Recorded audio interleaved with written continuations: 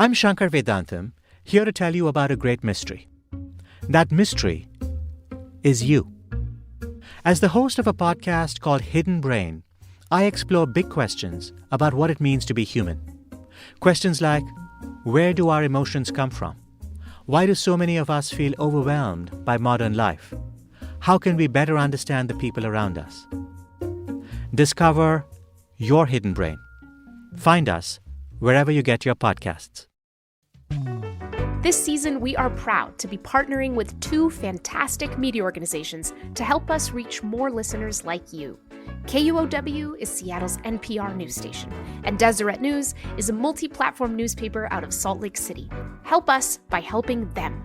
Learn how at kuow.org/brave or deseret.com/subscribe.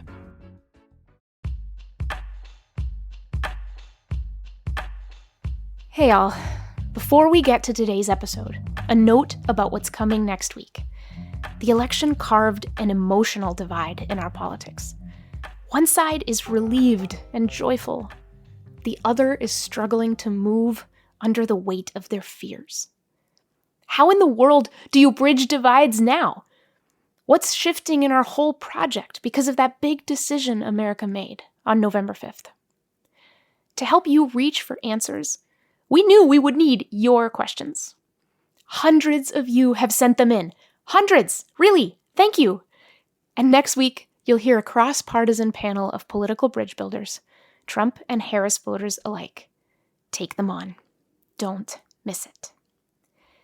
And now, I'm going to take you back a week to the day that changed so much, Election Day 2024, and the very unexpected thing that hundreds of liberal and conservative voters went to the polls to do together, all across the country.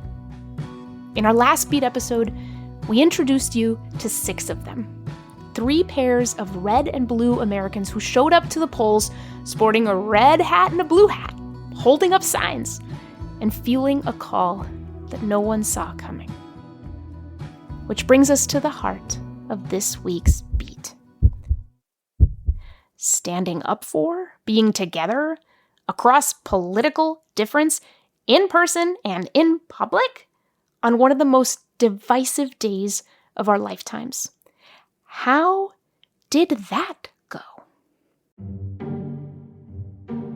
We'll start with Dawn Goldberg and Elizabeth Dahl. Dawn is the liberal in this pair, living in Seattle, and Elizabeth is a conservative who lives in a more rural part of Washington state. What they found at their election site was far from the tense and highly polarized environment we've come to expect from anything that touches politics these days. People were really warm about it. They seemed sometimes surprised, sometimes amused, but everyone was really receptive. Yeah.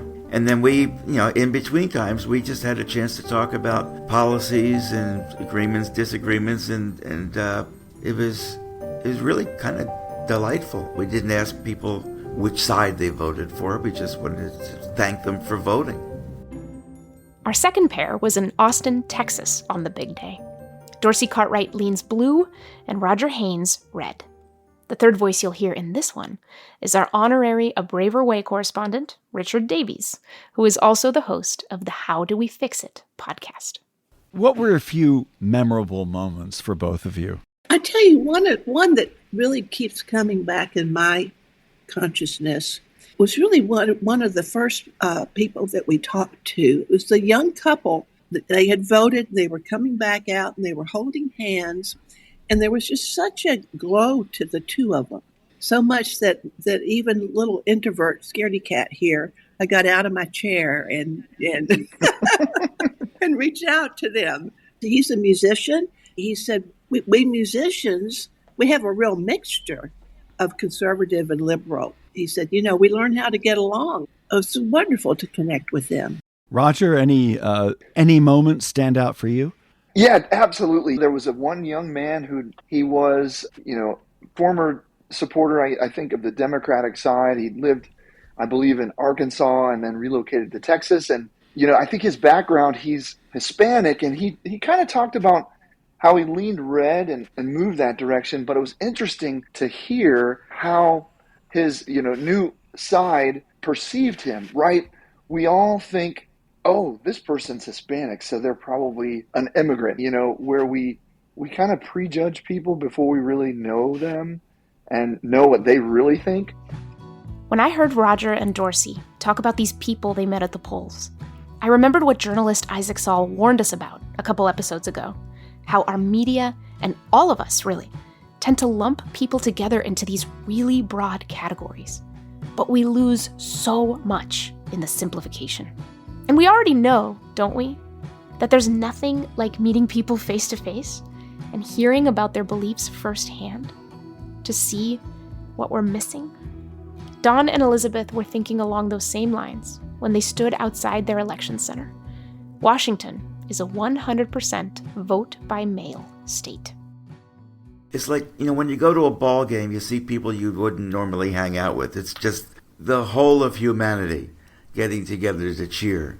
And that was more what it was like here. It wasn't so much like I'm meeting the folks in my neighborhood, but I'm getting a better idea of the folks in the larger community.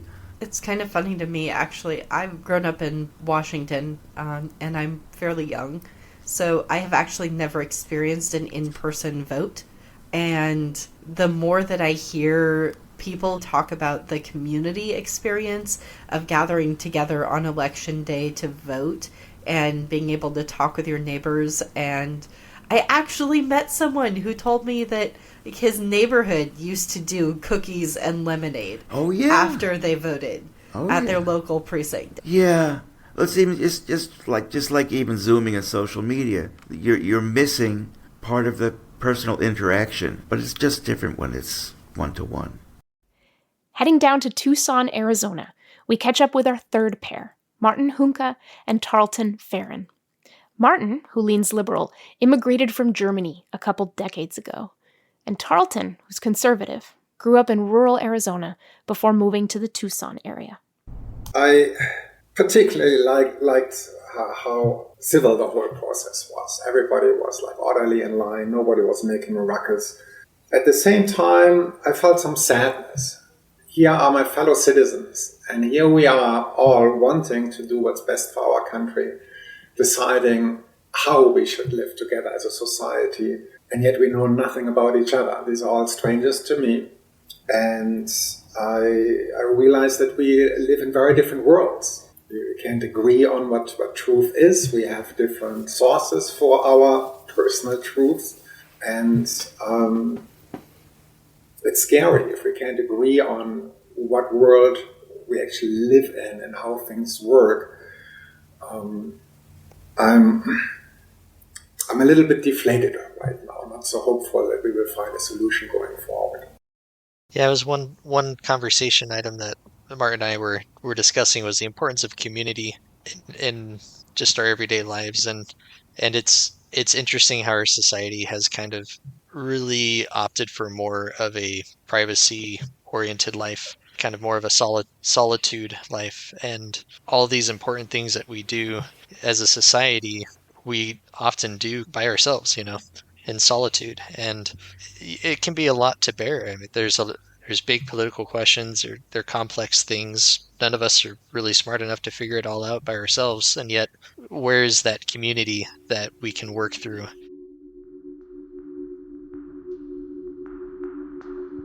I remember the agony I had last time when it wasn't clear at the end of the evening who the president would be.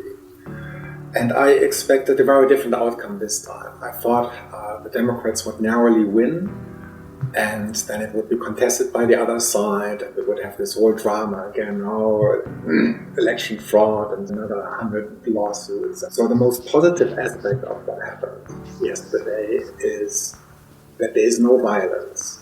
No contesting of anything. And I'm proud to say how my side handles this. They concede. They say, all right, the American people have spoken. What can we do to help you for a peaceful transfer? That's how it should be.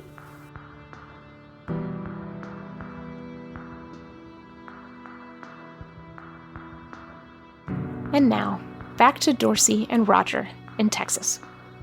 Dorsey was just explaining how this election feels different to her than the last ones. This time, 2016, when, Trump had won, I was in the deepest despair with a profound underlying sense of doom. And the question came to me of what can I, little Dorsey Cartwright, one person, do to help my country? And I was getting all these emails from friends and colleagues about join the resistance. Thought about that. And then the Democrat in me came out and said, I'm going to put everything I have into turning all the houses blue. And then I thought, the Republicans are out for 4 years. They're just getting more angry. And then they're going to take over. And it's just yanking back and forth. And then it came to me, we've got to, both sides have to somehow be helped to really communicate with one another. And by that, I don't just mean hearing words. I mean really getting what the other one's world is like. So this morning, when, Kamala had lost, I felt this calmness, and I was puzzled by it. And what I realized is that I do not trust Trump, and I don't trust a lot of people around him. However, Roger does trust Trump, and I trust Roger. So I'm going to hold Roger's feet to the fire.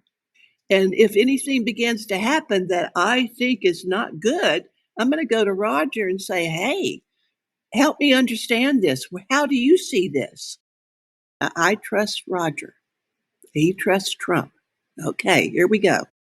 How do you see it, Roger? Can you repeat the question? Sorry.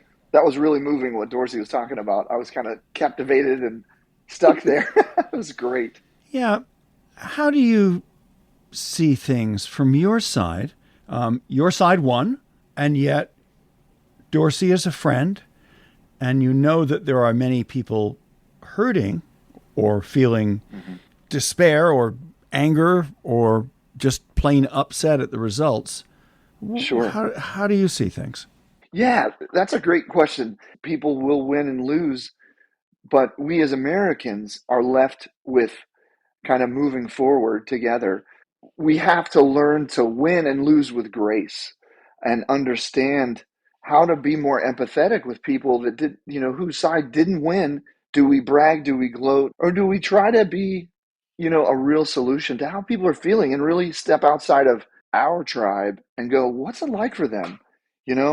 I saw a post today, people are scared, heartbroken, and that should bother people in the red side, that people are scared, because that translates to me that people could be scared of me. And it breaks my heart that people feel that way. And I think we need to feel the heart of the other and understand, in order to build a house more united, we've got to have that empathy and not just be the team that gloats at the finish line and spikes the ball and leaves the losing team behind. Now it's time to really get to work. A huge, huge thank you to Roger, Dorsey, Elizabeth, Dawn, Martin, and Tarleton for talking with us, and to all the Red Blue pairs who showed up out there together in proximity to the heart of the other. With that, thank you so much for joining us for this beat episode of A Braver Way. A Braver Way is produced by Braver Angels and distributed in partnership with KUOW and Deseret News. We get financial support from the MJ Murdoch Charitable Trust and Reclaim Curiosity, and count USA Facts as a proud sponsor. Our senior producer and editor is David Albright. Our producer is Jessica Jones. Our theme music is by the fantastic #1 Billboard bluegrass charting hip-hop band, Gangsta Grass. A special thanks to Ben Karen, Dawn Goldberg, Gabby Timmis, Caitlin Annis, and Emily Province. I'm your host and guide across the divide, Monica Guzman. If you want to reach out, share your story with us, please do.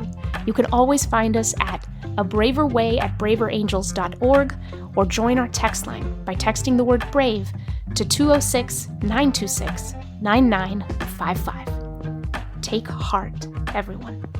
Till next time.